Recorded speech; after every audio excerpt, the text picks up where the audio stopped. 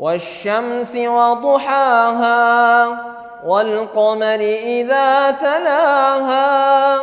والنهار إذا جلاها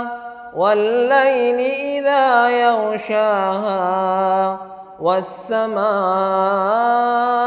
وما بناها والأرض وما طحاها ونفس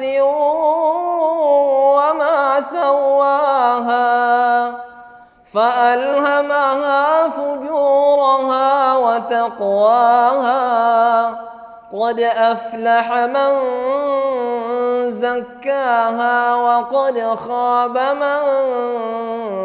دساها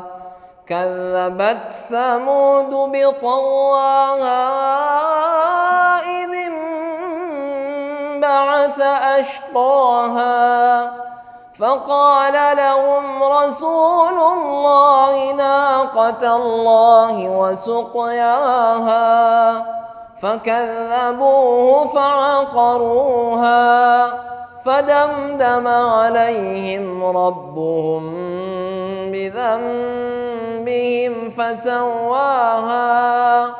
ولا يخاف عقباها.